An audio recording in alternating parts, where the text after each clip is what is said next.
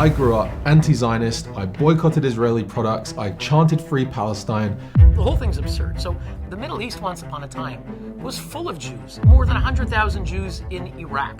Egypt had 100,000 Jews. Algeria used to have 140,000 Jews. Algeria, where are your Jews? And to this day, there is no answer that they have. Our leading institutions, Harvard University, Princeton University, Columbia University, who have, a mind virus.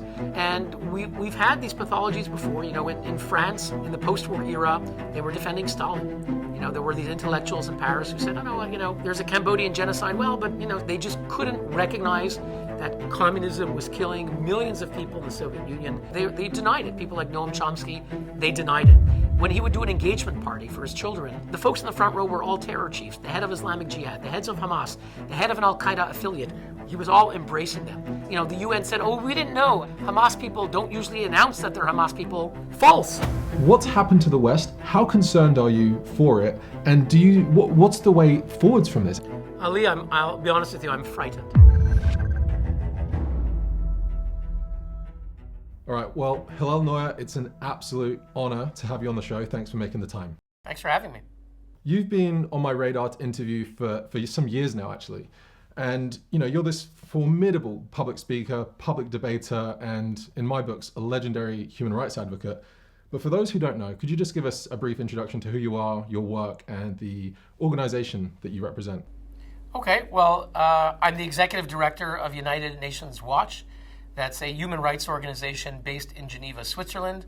We are a non-governmental organization independent of the UN, founded in 1993 by former U.S. civil rights leader Morris Abram, someone who worked very closely with Martin Luther King and was one of the leading figures who was not African American, fighting for the rights of African Americans in the 1960s.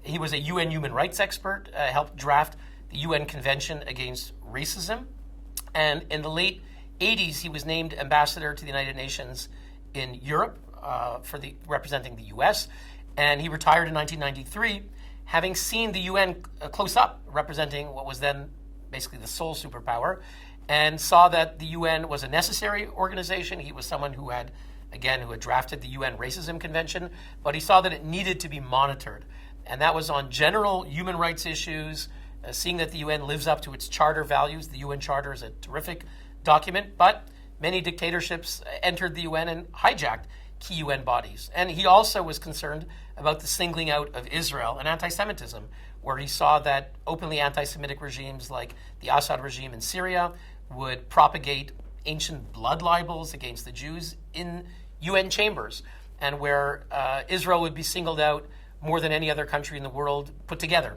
So he created UN Watch to speak out for what the UN should be. He passed away in the year 2000. I joined 4 years later. I'm Canadian, grew up in Montreal.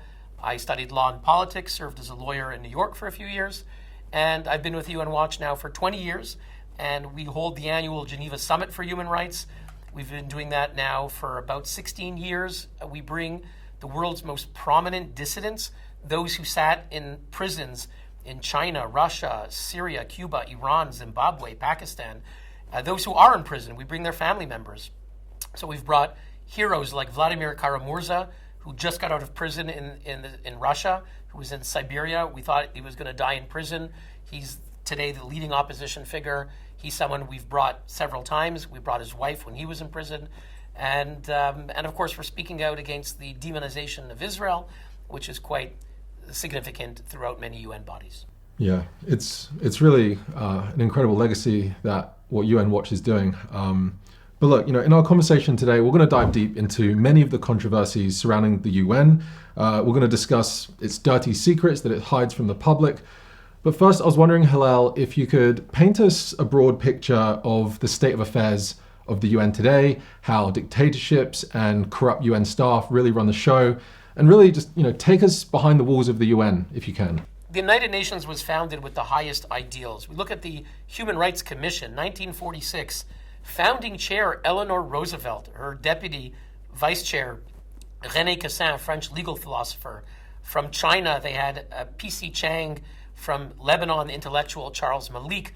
From Canada, a law professor that even I remember, John Humphrey, who was a great legal scholar.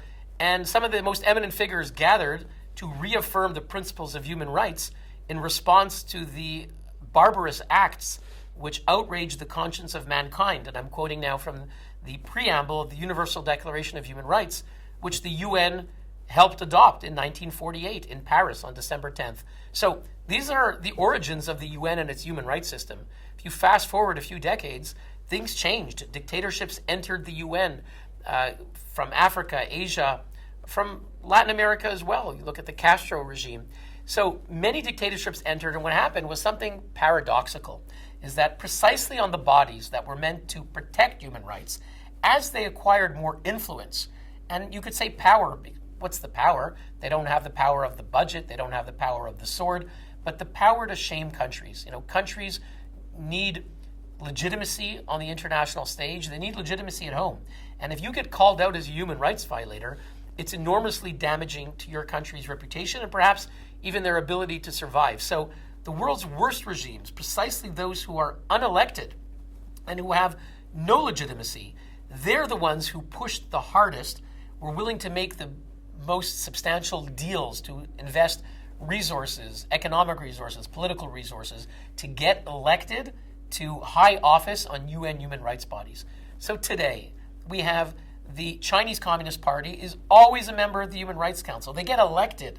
The Cuban police state, all right, which throws young people in prison for protesting for democracy, they're always on the Human Rights Council. Eritrea, which employs slave labor, on the Human Rights Council. 60% today of the UN Human Rights Council are governments that are either full-on dictatorships or other forms of non-democracies, all right? And this is, we see it throughout the UN system. The UN Women's Rights Commission, a couple years ago, elected the Islamic regime in Iran to be a member of the body that's supposed to champion gender equality and women's empowerment. This is a regime that beats, blinds, tortures, rapes women in Iran for the crime of demanding their basic freedom, rights, and equality. And this is constant. So sadly, many of the diplomats at the UN go along to get along. The things that I just mentioned, Iran getting elected to the Women's Rights regime, to the Women's Rights Commission, Iran getting elected to the Women's Rights Commission, not a single country spoke out.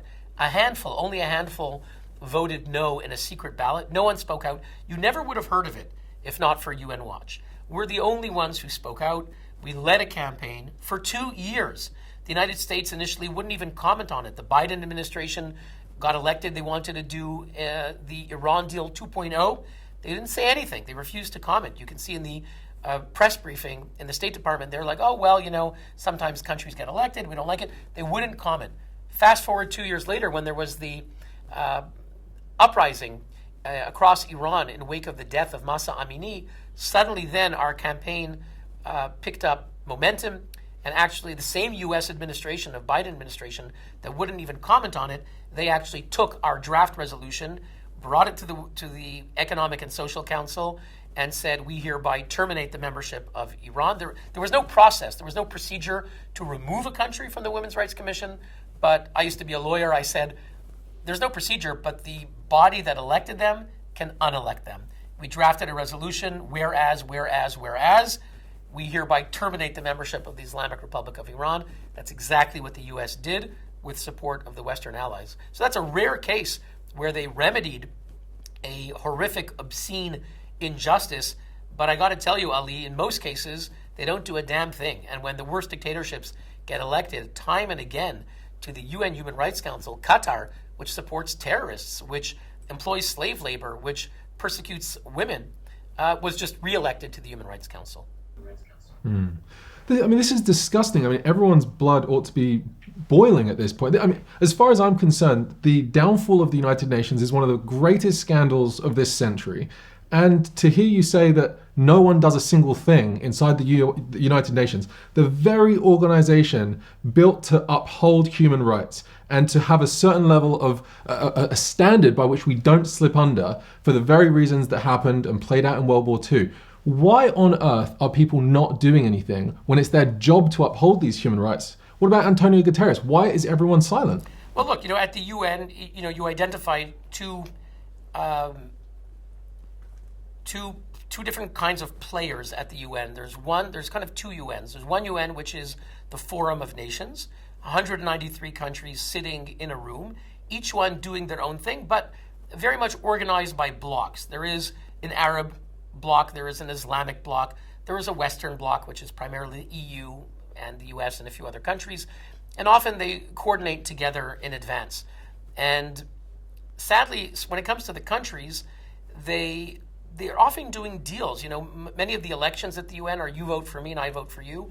We uncovered a couple of years ago a letter that was leaked on the internet, signed between the Saudi regime and Vladimir Putin's regime. Now, keep in mind, those who know the region know that those are rivals. Saudi Arabia belongs to the Western American sphere of influence or bloc, and Russia, of course, supports Iran, which is kind of a rival, if not an enemy, to Saudi Arabia. So Saudi Arabia and Russia are not allies. But at the UN, cynically, they signed a letter, an actual letter. The Saudi ambassador writes to the Russian ambassador. He says, I'm glad to put on paper, we agree, I will vote for you on the Human Rights Council, and you will vote for us. So this kind of cynical backroom deals where dictatorships elect each other happens all the time. And the question is, what about the decent countries? What about France, the UK, Germany, the Netherlands, Canada, Australia? Too often, they are intimidated to speak out because that's the way things are, and they just want to go along to get along, not ruffle feathers. And again, the moment you speak out, why should we elect Qatar to the Human Rights Council? Well, why should we elect China? Why should we elect Cuba? In a sense, half the UN approximately are some form of dictatorship or non-democracy. And the moment you open up the Pandora's box, you kind of expose the nakedness of the UN system. We speak about the General Assembly being the parliament of the UN. One country, one vote sounds democratic. Critics of the Security Council, critics of America who don't like when America uses a veto, sometimes against anti-Israel resolutions. They say, oh, that's terrible. It's anti-democratic. We need the General Assembly. They're democratic. Really?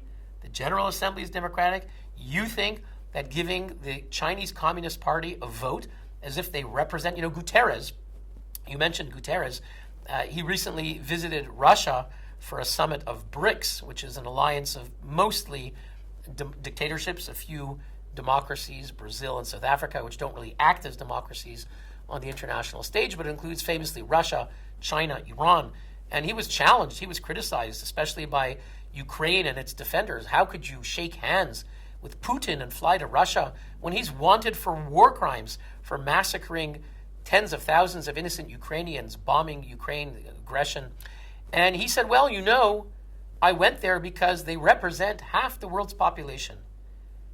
Memo, news for you, Mr. Guterres. Vladimir Putin doesn't represent a single person other than his own disgusting regime.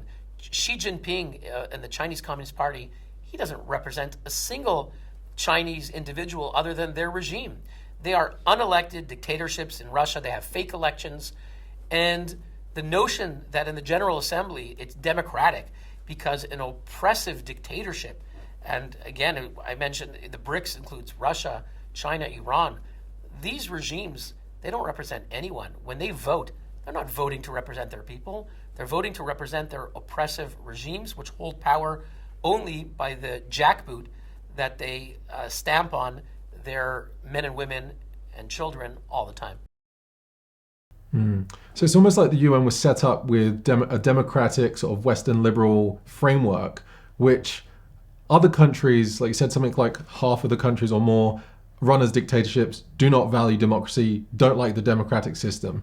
But they're operating within a democratic system of the UN and kind of subverting it. Would that be accurate? I would say so, yes. I mean, it is always kind of comical to see dictatorships involved in these elections when you know what elections mean for them at home. There are no elections. They're a fraud. If they have elections, they're fake. They put up someone just to have the facade of an opposition. And, Syria, Assad used to get elected with, 97%. And you want to know, what's going to happen to those 3% of the people who decided not to vote for him. You may not be hearing from them again. So it is a sham. And look, let's recognize something. We're speaking about ideals. There's also realpolitik. The UN was founded with a mixture of both ideals and realpolitik. Realpolitik means let's acknowledge reality. The UN was founded when Stalin controlled half of Europe, at least, and large parts of the world through his influence. And it was understood that if we want to have a world body that will include the major players, you're also going to include some of the bad guys because you want them at the table. So Stalin joined because he, like America, got the veto. He knew when he joined the UN, nothing would ever happen at the UN that could really infringe on his powers and sovereignty because he, like the US and a few other countries, had the veto. So that was a nod to reality. And, we can understand that you wanted the UN to be relevant. You wanted to bring people to the table. That's fine. But the more that the UN becomes involved on human rights issues, which they do, they claim to be a moral authority. They claim to be a credible authority. They claim to speak in the name of international legitimacy. But when not only the dictatorships are anti-democratic, but when our own democracies fail to stand up, that's where I think we see the betrayal. Well, look, what can you tell us specifically about the general state of bribery and collusion between UN staff members and various countries? You've mentioned, I'll vote for you, you vote for me, but just how sinister does this get when it comes to UN staff members taking money to do the bidding of certain countries? Look, there are thousands of UN staff, and I'm sure there are a number of them, many of them who join because they want to do good work. Some of them are idealistic, and they have the idealistic image of the UN, whether it's accurate or not. But there are others who join because their cousin was an ambassador of such and such a country and got them a job.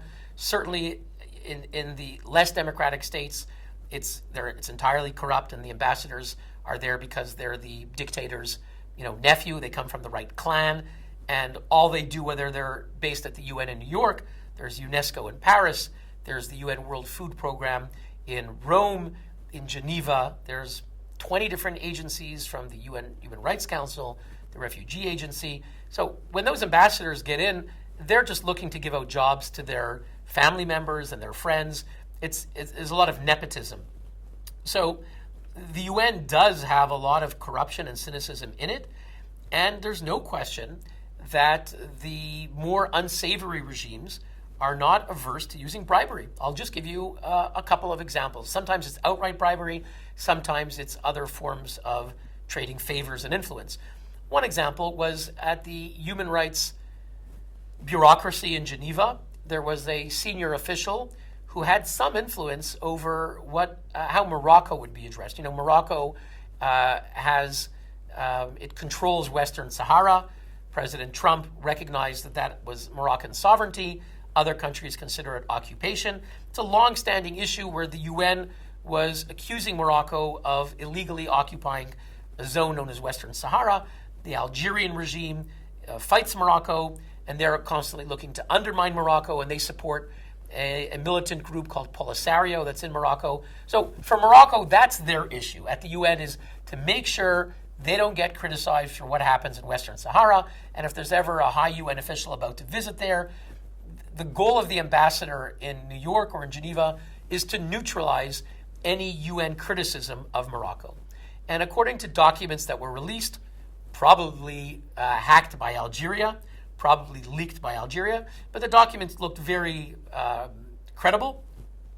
There's a whole bunch of correspondence with the Moroccan ambassador between, it was Geneva and Rabat, the capital of Morocco, and he's saying, look, there's a UN human rights official, his name is such and such, he's a Muslim in North Africa, and according to his religion, there's some holy sites in Morocco. I forget the precise religious group, but there's some religious sites in Morocco, and for this individual, he would love to make a pilgrimage to these places.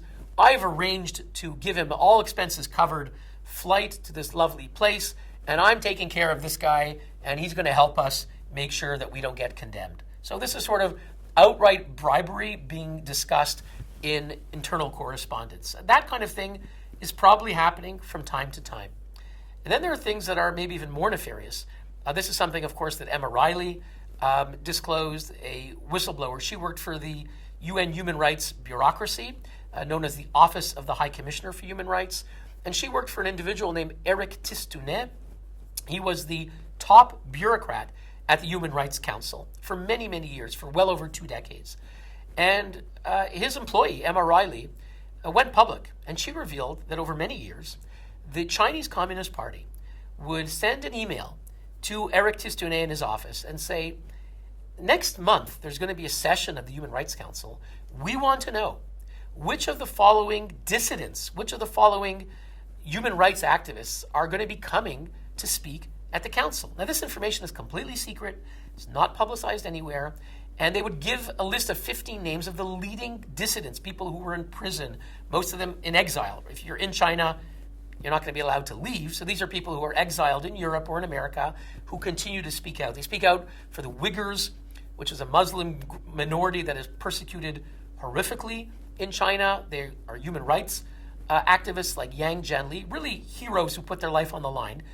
And China knew that they were activists, and they would send about 15 names to the UN.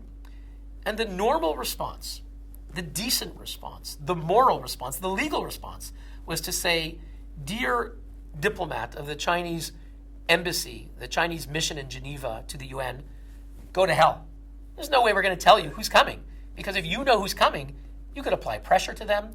They all have family members in China. You could really put the screws on them and their family members and do all kinds of things. Go to hell. We're not telling you. You're going to find out in the session who's speaking. We're not going to tell you. But that's not what happened. Instead, under the orders of Eric Tistounet and some of his colleagues, they said, no. We need to be nice to the Chinese government, and we need their help. So we're going to tell them. And they would write back, and they would say, yeah, number 3, he's coming. Number 10 on the list, she's coming. And sometimes they would say with which human rights group is hosting them. That's something our group, United Nations Watch, is recognized as an NGO, a non-governmental organization. And the amazing thing is we get to speak when we're allowed to. So Eric Tistounet and some of his officials basically conspired to subvert the most basic rules, the most basic principles of decency and human rights, and were sending names, handing over names to the Chinese Communist Party, allowing the regime, Beijing, to put pressure. And one of them, Dalkun Issa, said that his family members were persecuted, and he suspects it may have been as a result of that information. And Emma Riley went public. The story was covered in Le Monde of France, in BBC and other places, an extraordinary story, and they persecuted her. Basically, they fired her. They made her life miserable in so many ways. And we, who have always been hated by the UN human rights bureaucracy because we expose this kind of corruption, hypocrisy, when we suddenly gave our platform, our website, and published the information revealed by Emma Riley, boy, did they come after us. Eric Tistounet really put the screws on us. He wouldn't let me speak. I requested to speak in the June session, I think it was 2022. I requested to speak 36 times over a month. I should have received maybe 20, at least, speaking slots. And I registered on the computer, and the response was 0. When the results came out, we had 0 speaking slots, which is literally impossible. There's a computer system. You put in your priorities. Again, in a normal case, I would get 20. Maybe I'd get 15 slots. I got 0. No other way to interpret it other than Eric Tistounet manipulated the speakers list so that I would not be able to speak at all. Only when I went before the Congress and testified before Chairman Chris Smith, and he was shocked about that, and suddenly the UN changed and began to let us speak a little bit. Eric Tistounet has resigned, but that's a classic example. And why did he do it? Apparently to allow himself to rise up in the bureaucracy. China is enormously influential. They can hurt your career or help your career. And also, he was a master manipulator behind the scenes of different countries, and having the Chinese regime on your side is always a tremendous lever. Yeah, it's absolutely horrific what happened to Emma Riley, and I tried to get in touch with Eric Tistounet a couple of times to interview him, and he wriggled out of that one as fast as lightning.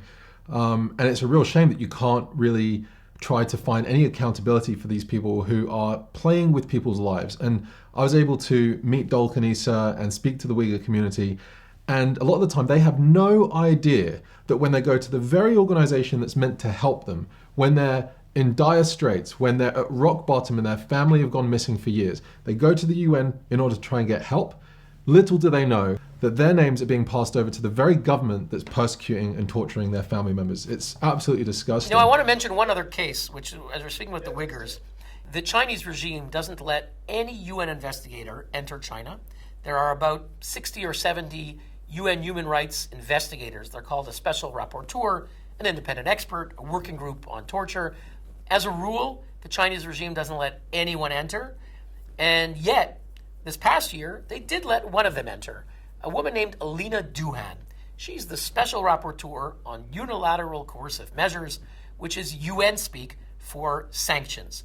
Whenever democracies impose sanctions on dictatorships, the dictatorships themselves created a special mechanism called the Special Rapporteur on Coercive Measures, which is to say that sanctions are themselves illegal and are themselves a human rights violation. So if America, Europe, Canada impose sanctions on China, Iran, Venezuela for crushing their own people, those sanctions are human rights abuses according to this philosophy and according to this mechanism. The current mandate holder of this position, her name is Alina Duhan. She's a professor from Belarus. I'm told by experts from Belarus that to be a professor in one of the state schools, you have to belong to the Lukashenko regime. That helps us understand a bit about this person. She has been the mandate holder for a couple of years.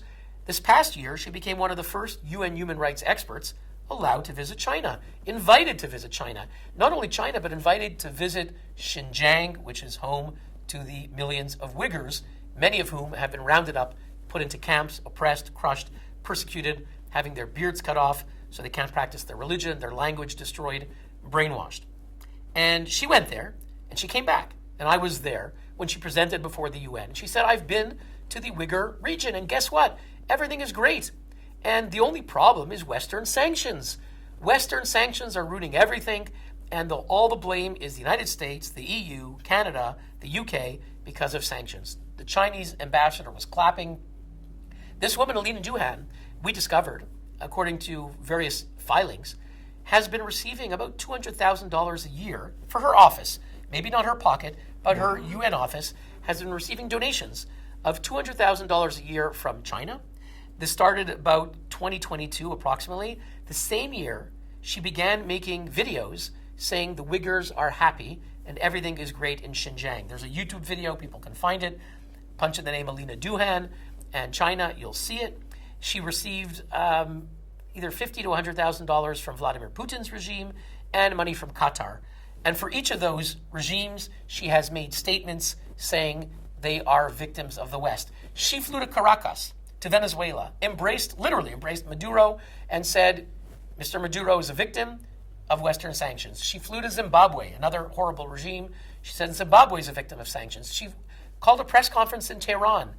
Iran is a victim of Western sanctions. She went to Syria. You couldn't make this stuff up. So this is a UN expert whose office is receiving well over $600,000. What do they do with that money? Who's supervising it? Is she using it to hire her family members? Nobody knows. There's no disclosure. It's almost, it would almost be comical if it wasn't so tragic because of the oppression, and you could say even mass murder that she's helping to enable, justify, legitimize with the UN imprimatur. Alina Duhan, one of the most disgusting UN officials ever. And when we called her out, I called her out on the floor of the council. She went nuts. She started saying I'm being defamed. I got criticized by the UN. A Uyghur activist named Rushan Abbas, she spoke out against this. We gave her the floor, and the UN chairman rebuked her for criticizing a UN official, not speaking respectably about a UN official. It's just unbelievable. It's honestly so I met with Roshan Abbas in Paris maybe 2 years ago or something, and hearing her story and what she's been going through, her sister, I believe, has gone missing. And it's honestly so disgusting that, your average filmmaker, someone like myself, can poke around in the Uyghur community and find you 20 stories in a matter of days of family members who have gone missing, young children who have been taken missing, not heard of in 7-10 years, gone missing, potentially having their organs harvested. We just don't know. And yet a UN, an employee of the UN who's getting hundreds of thousands of dollars is going to these countries and apparently finding nothing and blaming the West for all the problems. I mean, this is exactly the kind of talking points that someone like the Iranian government love to hear. I mean, this is really, a kind of, the UN is almost serving as the propaganda wing of various dictatorships, are they not? Yes, I mean, look, the regimes are clever. They are hijacking, they are subverting, they are perverting UN mechanisms, human rights mechanisms, speaking in the name of human rights to serve the worst forms of oppression. So it's completely Orwellian. And we understand why the dictatorships will want to do that. We could even understand how the dictatorships may succeed in doing that. The question is, where are the decent countries? Yes, from time to time, in once a year, they'll say a few words about it. But everything that I just told you, I never heard the U.S. ambassador say it. I never heard the ambassadors of France, Germany, the UK, Netherlands, Australia, Canada. Why aren't they saying it? And if you ask them, they'll say, oh, well, we don't want to give her attention. And they have all kinds of excuses. But at the end of the day, if the decent countries are sitting in the room, they're members, many of these countries are members of the council. If they're not members, they're otherwise engaged as observers. They legitimize it. They always say the Human Rights Council is so important. And they're the first ones who should be speaking out because it's their council that's being corrupted. It's in the name of their council that victims, millions of victims in Venezuela, in Iran, in Russia, Qatar, China, 1.5 billion victims are being oppressed. And when you have UN human rights officials enabling that, it's on our democracies to speak out. And I hope that, citizens demand of our governments, why aren't you speaking out against UN official, UN rapporteur Alina Duhan?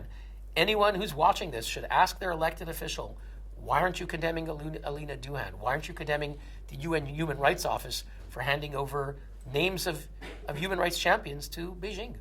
Okay, well, Hillel, there's some mysterious things happening at the UN for sure. And Emma Riley also described this phrase, the human rights industrial complex, to describe how human rights groups have been weaponized.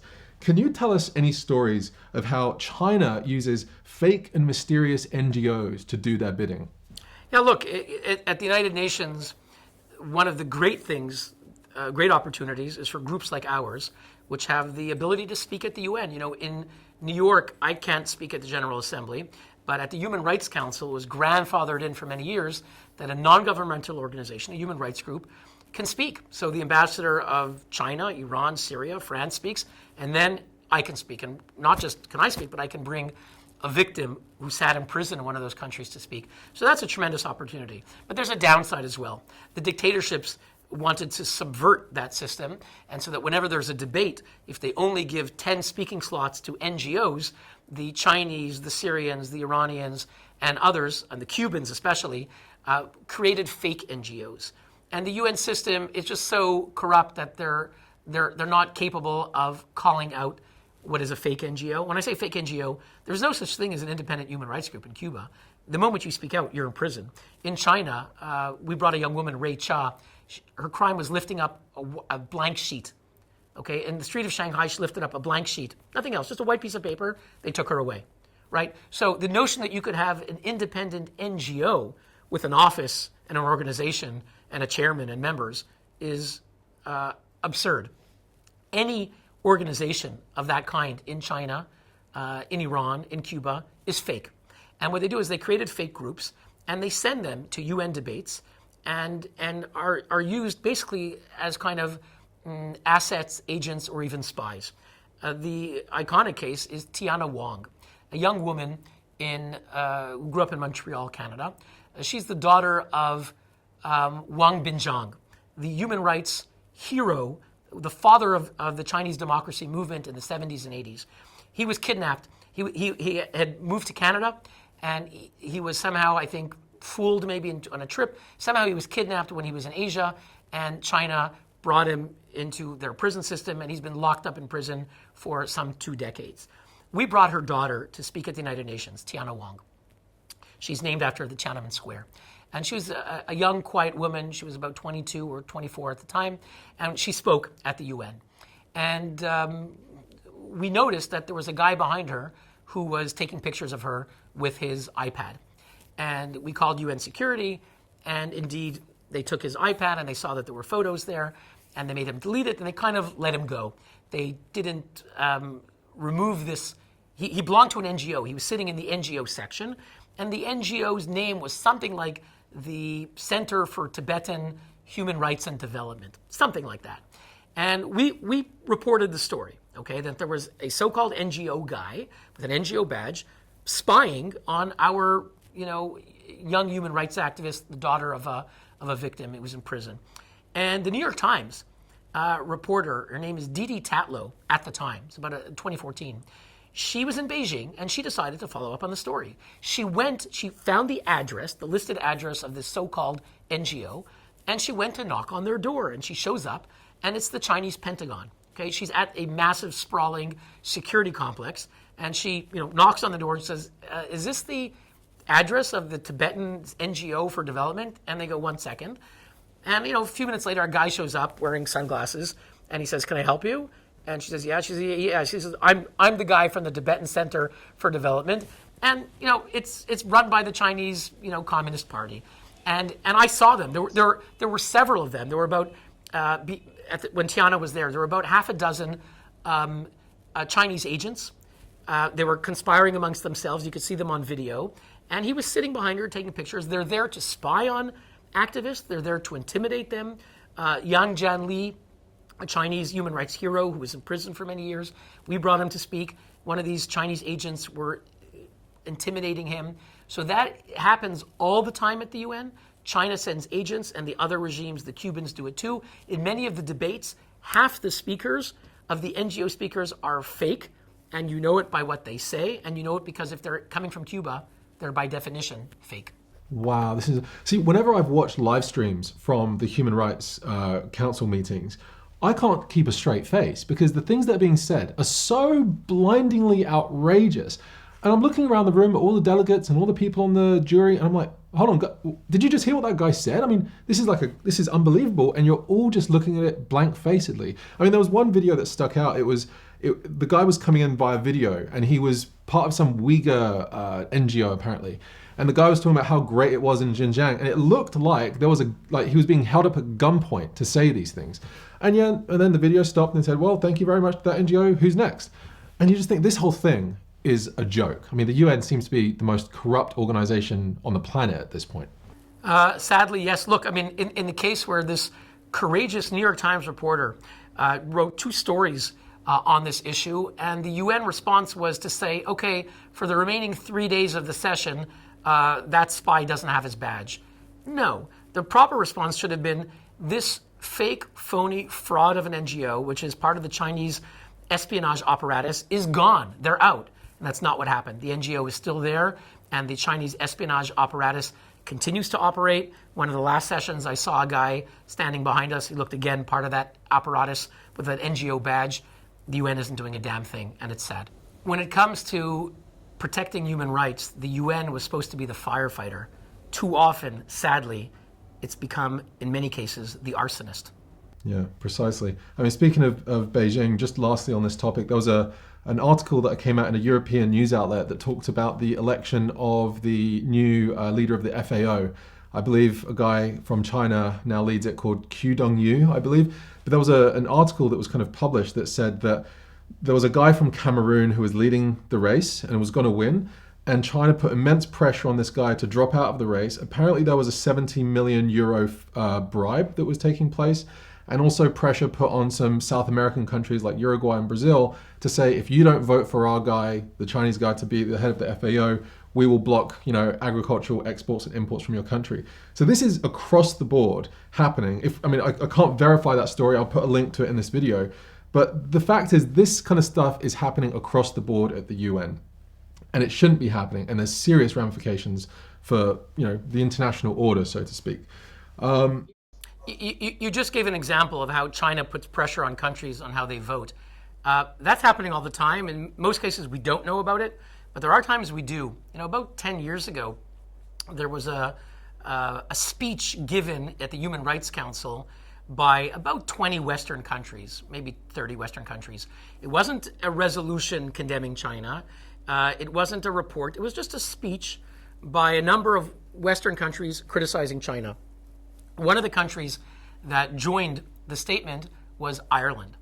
And the next day, there was a headline in the Irish newspapers saying that China is threatening to cut their orders of, $50 million of Irish beef that they were ordering is now in jeopardy because Ireland, again, didn't vote for a resolution, didn't help adopt a report, just a 2-minute speech in Geneva.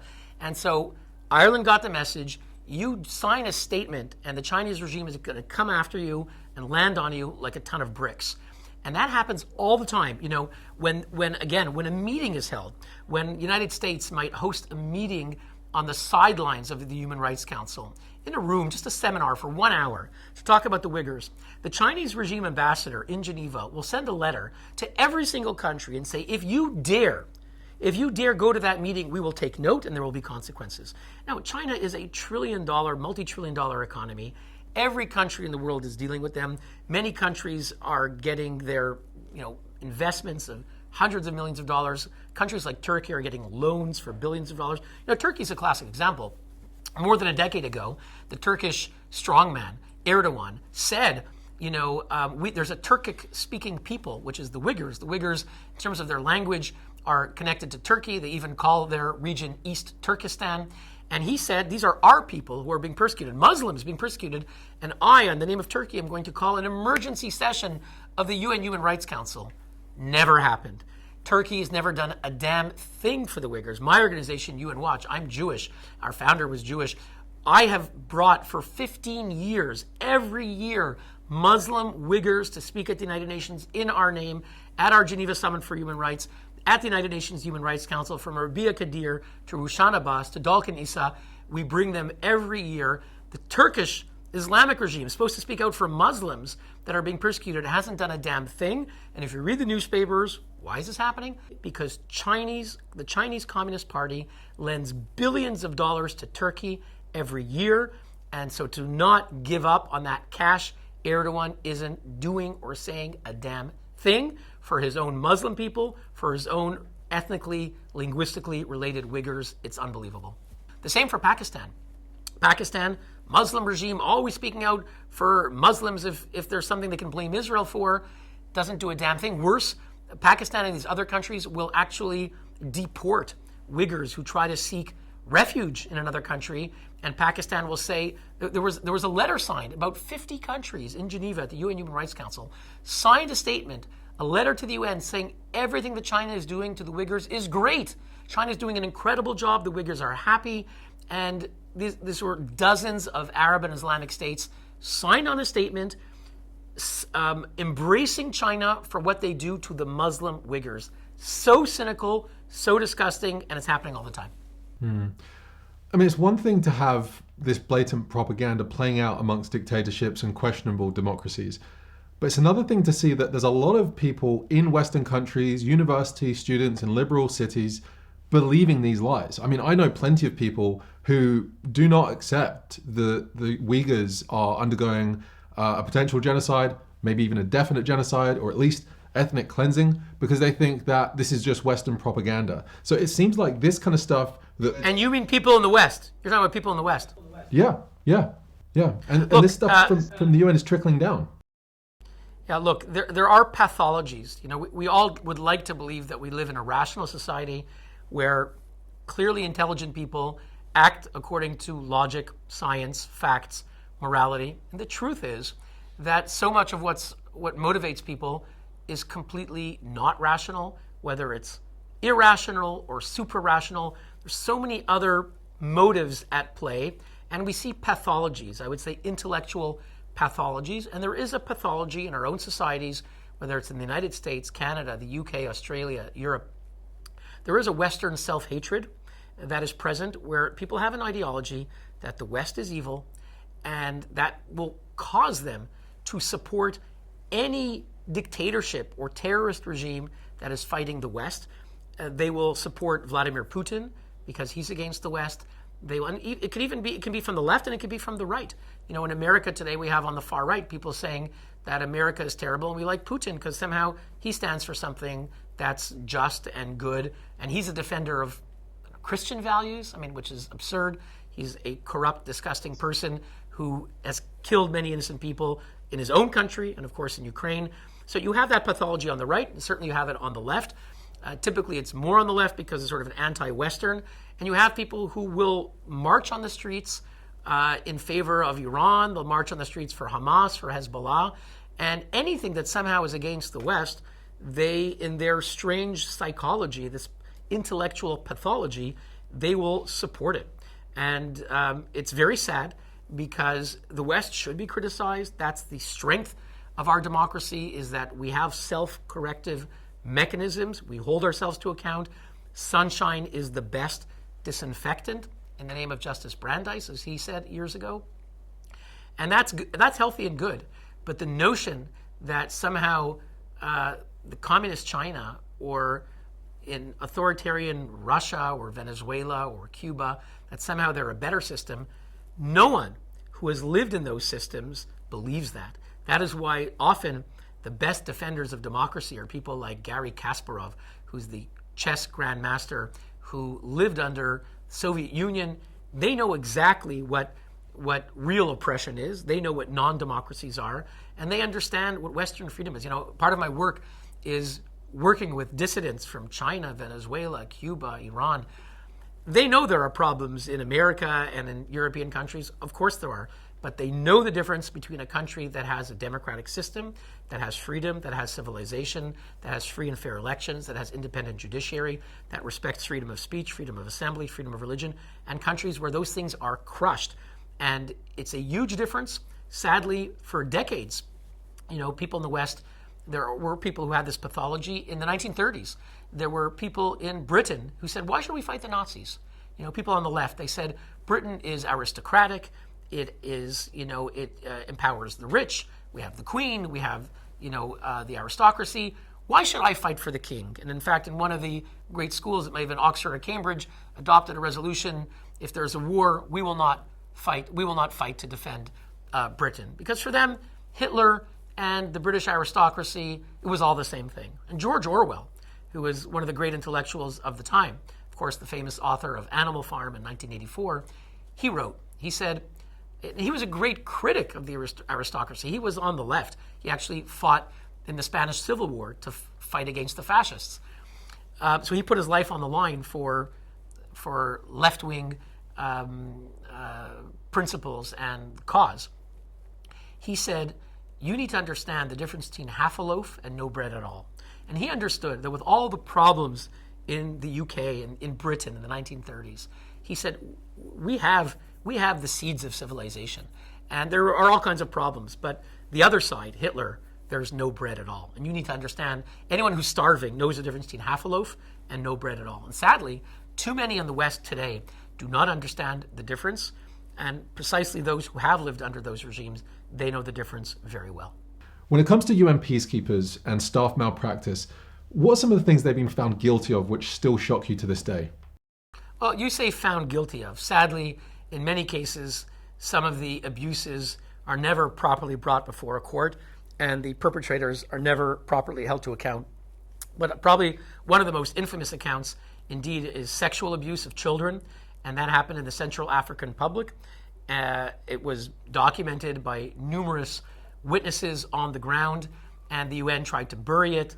A rather despicable case. That was UN peacekeepers in Central African Republic, but we've had other cases in Haiti and other countries, and to me that's the most disgusting, is sexual abuse of children by those who have entered a crisis zone. In Haiti, there was an earthquake, people were starving, and whether it was UN peacekeepers, sometimes even individuals who worked for humanitarian NGOs doing the same thing. Again, it happens. Sexual abuse happens when someone has tremendous power, and there are others who have no power. And obviously, if you're a 15-year-old girl or even younger in one of these places and you're starving, and someone comes from a European country and says, hi, get into my Jeep and I'll give you food for your family in exchange for sexual favors, you know, they don't really have a choice. And it's disgusting, and sadly it happens too often. And when the sad part is that the UN very often, the best thing that they do is they just let those peacekeepers go back to their home country, and usually nothing happens to them. And in other cases, there's a cover-up. And certainly in the case of the Central African Republic, a UN inquiry found a terrible cover-up that happened in the UN Human Rights Office. Wow. Well, look, in recent years, the sexual abuse of young girls by the likes of Jeffrey Epstein have become, major global news stories. Everyone talked about it. However, in any given year, the UN is responsible for a conservative estimate of 6,000 rapes. That's 60,000 over the course of a 10-year period. Many of the victims are children. Why is it that we don't hear about this at all? And why have UN personnel just gotten away with this? Look, it seems that for many, the narrative that they want to promote, whether it's our governments, whether it's mainstream media, is to hold on to this notion that the UN is only a force for good, that it's a humanitarian authority, credible, moral, and they're unwilling to puncture it. Many of the media whose job it is to cover the UN, they don't want to criticize the UN. When I ask them, why aren't you covering that story? They go, look, if I report that story, I'm going to lose my access. The UN gives access to cover certain stories, and if a journalist doesn't behave the way the UN likes it, they'll cut off their access. They won't get to interview the Secretary General. They won't get invited to certain briefings. And it's shocking, but I've seen that for journalists in New York and Geneva who told me outright that there are stories they just don't want to cover. Some do. I'm not saying everyone. Some do. But often the ones exposing the story can be those whose beat is not covering the UN. It's someone who's covering other things. So they can't get really punished by the UN. Well, do you think this is what leads to a certain echo chamber when it comes to big political issues like the unfolding conflict with Israel and Gaza? It seems like there is one narrative being pushed through the media. Do you think this kind of access to UN, sources kind of plays into it, a particular narrative that they want to spin? That is part of it, but it's not the whole story. Part of it is to preserve their access, not to jeopardize their access, which is a kind of a corrupt way of doing things, to ignore certain stories, not tell the whole truth. But there's more than that. Look, the mainstream media in Western countries is very much embracing one narrative, and that is a narrative that is the progressive narrative, and you can identify several things in that narrative. One is it's going to be anti-conservative. It's generally going to be anti-Western to some degree. These are people who've kind of embraced in their university days, the anti-imperialist, anti-capitalist, anti-Western narrative is part of their worldview. And typically there's anti-American, typically it's anti-Israel, and it's part of the worldview. And so anything that would compromise that narrative will be ignored or twisted. Often many of the mainstream media did not want to report about the abuses of the Iranian regime. Of the Islamic regime in Iran, they would find ways to cast the Islamic regime in a favorable light to promote the Iran deal, and it's part of this odd, maybe a self-hatred that is promoted by many in the mainstream media. And so we'll see that worldview applied to many different stories, and so we're not getting the full story. Speaking of Iran, how do you think the UN have really dropped the ball when it comes to their nuclear program or their human rights record? Shouldn't the UN have a stronger backbone when it comes to Iran? Well, look, the Islamic regime in Iran is one of the most oppressive regimes in the world. They've been in power for nearly 5 decades. We see that tens of thousands of people get arrested, they get beaten, blinded, raped, tortured, killed for the crime of just speaking out for their basic human rights. For the most part, the West turned away. Under Obama's presidency, the Iranian people cried out to him, Obama, help us. And he said he was advised, he says this today. Today he says he made a mistake. He was advised that he shouldn't speak out because he needed to negotiate with the Iranian regime. Well, we saw what happened with those negotiations. All these nuclear deal negotiations for well over a decade made the Islamic regime more powerful than ever before. The Islamic regime has been empowered, has taken over Iraq, has taken over large parts of Yemen through the Houthis as a proxy. They've conquered Lebanon through the Hezbollah proxy. They took over Gaza through the Hamas proxy. They're subverting Jordan, again, through Hamas. They've taken over Syria in large part. So the Islamic regime in Iran has taken over large swaths of the Middle East. These people are suffering. Lebanon is a failed state. Gaza is a failed state. Yemen is a failed state. Syria is a failed state. That's what you get when the Islamic Revolutionary Guard Corps takes over your country. And for the most part, the Western world enabled that by dropping sanctions, allowing Iran to sell billions of dollars of oil, and has legitimized them. And yes, they claim that it did something to their nuclear program. We don't know really where the nuclear program is at. We're given to understand that they're close to a breakout if the mullahs decide to achieve a breakout for the nuclear weapon. But certainly in everything else, they've spread terrorism more than ever before. And our own democracies dropped the ball, and certainly the UN. You almost never hear about Iran. There's a few exceptions. There is one resolution in New York once a year. There is one in Geneva, which is a very mild resolution. Up until the Women, Life, Freedom protests, we almost heard nothing about Iran. Well, look, speaking of the way different countries get targeted more than the others, what are some examples of how the UN targets and has a clear anti-Israeli bias? And do you have any explanation for why this anti-Israeli bias exists? Well, I'll just give two examples of how the UN singles out Israel in a manner of, double standards, and you could even say delegitimization, and I would say even demonization. At the UN Human Rights Council, they meet 3 times a year, in March, in June, and in September. At every meeting of the Human Rights Council, they follow a 10-point agenda. Item 2 is the report of the High Commissioner. Item 3 is civil and political rights. Item 4 is human rights situations around the world. Item 7 is human rights violations in Palestine. It's the only agenda item in the world that is focused on a single country, which is Israel. It's focused on condemning Israel. So you have one agenda item on the whole world, 193 countries, and then one agenda item one day on Israel alone. No other country in the world, not China oppressing 1.5 billion people, not Assad's Syria killing 500,000 of his own people, not Putin's Russia trampling the people of Ukraine with missiles and drones and invading large parts of the country. None of these, not even North Korea, one of the most horrific places on the planet, none of these is scrutinized under its own agenda item.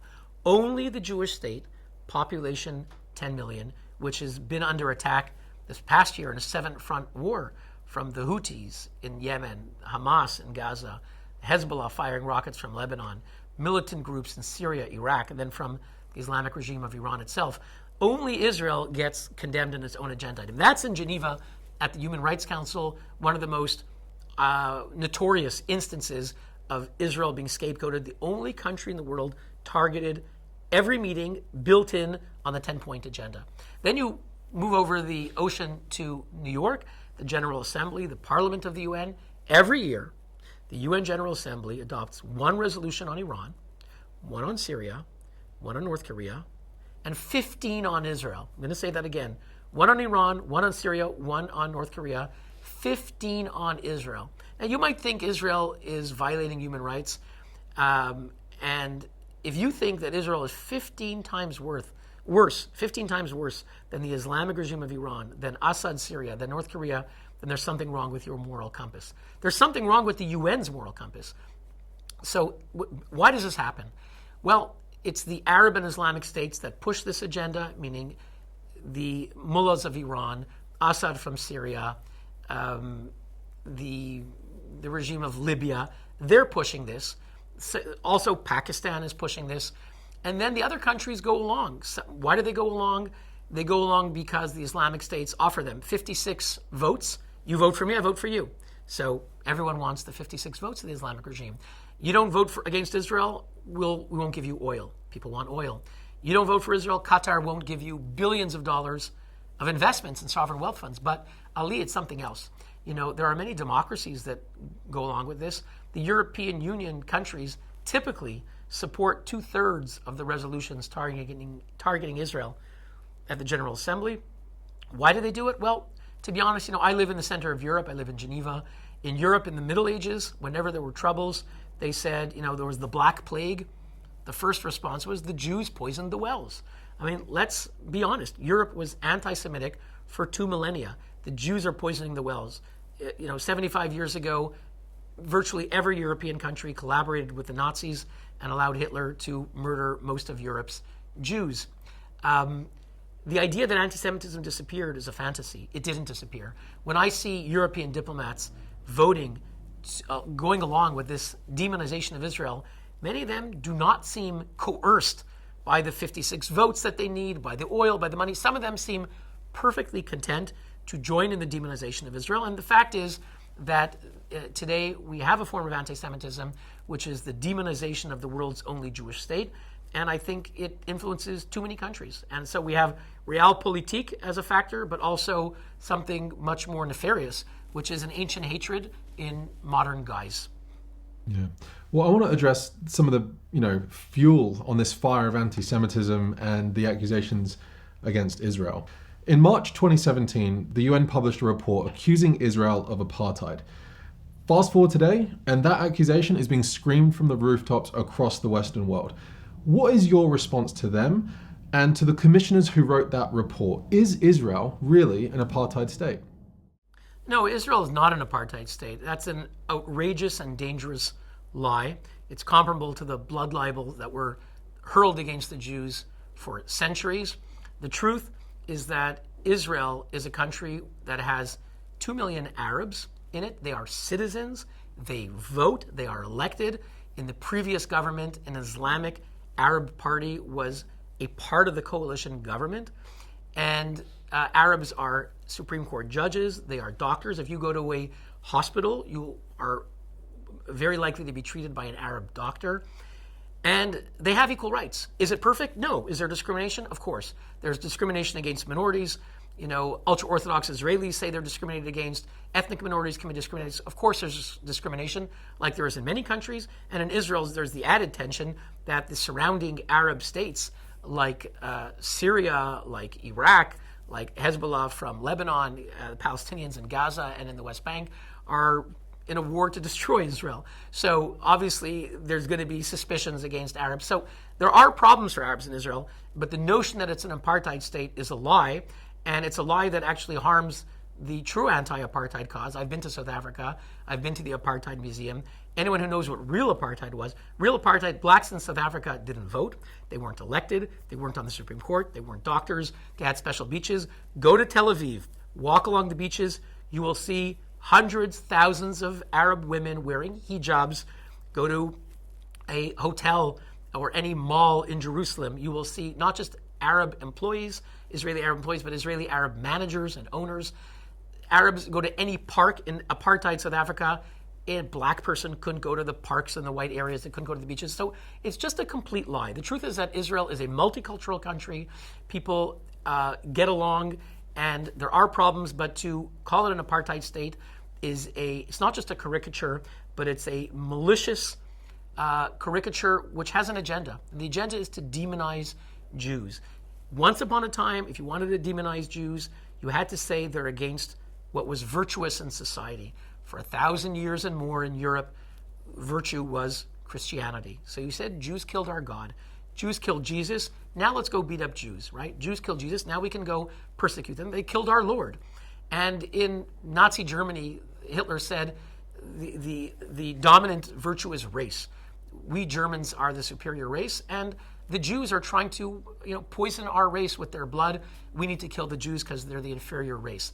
In our time today, what is virtuous is anti-racism and human rights. And so the haters of the Jews, because anti-Semitism is a mutating virus, those who hate the Jews came up with the idea that the Jews are the enemies of human rights, that Israel is the greatest human rights violator. According to the UN General Assembly, according to the UN Human Rights Council, Jews are the enemies of human rights, the Jewish state, and so too anti-racism. The only country in the world that anyone accuses of being an apartheid state is not the Chinese regime, which put 1 million Muslim Uyghurs in camps. It's not Sudan, which has committed actual genocide against people in Darfur. The only country that is accused of apartheid is the Jewish state, where Arabs actually have the right to vote and be elected. So it's a outrageous lie, and it's a dangerous lie because it is used around the world to fuel attacks against Jews. Whether in the United States or in Canada. I grew up in Canada. In Canada today, there are shooting attacks against Jewish schools, synagogues, on a regular basis since October 2023, since October 7th.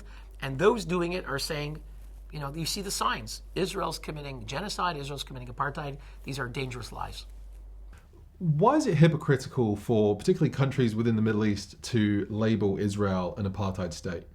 Well, I remember being at the UN in March 2017, the first time that they officially came up with a rigged report falsely accusing Israel of apartheid. And I remember looking at it and knowing that it was absurd because I spent a lot of time in Israel and I go around in Jerusalem and Tel Aviv. And again, you see Arabs everywhere, okay? Way more than I see in Geneva. And, I live in Switzerland where the Swiss constitution was changed to say that the construction of minarets is prohibited. There's a section, I think it's section 75 of the Swiss constitution. The construction of minarets, which is the tower connected to a mosque, is prohibited. And in Jerusalem, several times a day, there's the call to prayer on the loudspeakers. You are woken up at 4 o'clock in the morning, and throughout the city is blaring loudspeakers with the Islamic call to prayer. And the Swiss are accusing Israel of apartheid against Muslims. The whole thing's absurd. So the accusation itself is absurd. But then I thought about it. The idea that those accusing Israel of apartheid would have the audacity to do so, countries like Syria, Iraq, Egypt, and others.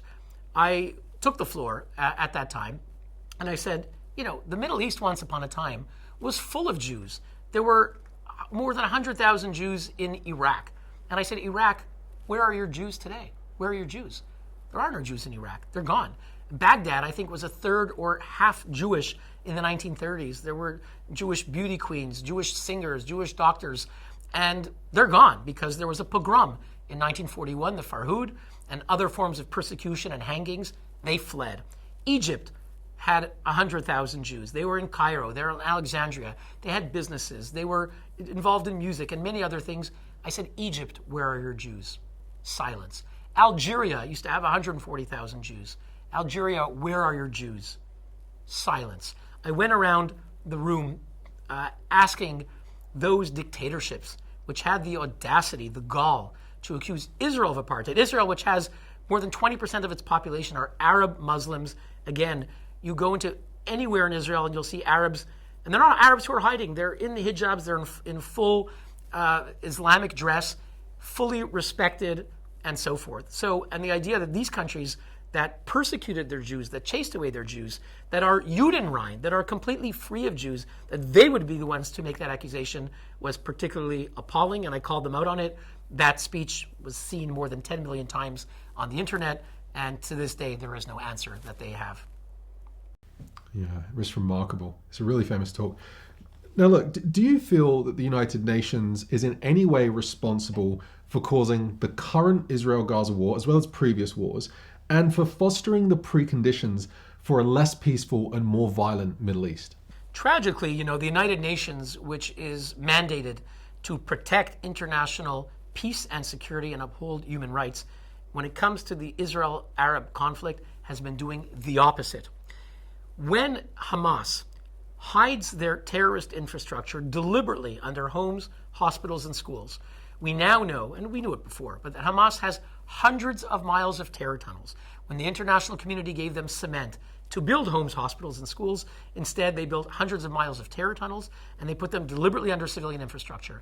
Then they attack Israel with rockets, thousands of rockets. They invaded Israel on October 7th. They slaughtered families in the most sadistic, horrific ways, committed rape and other forms of torture.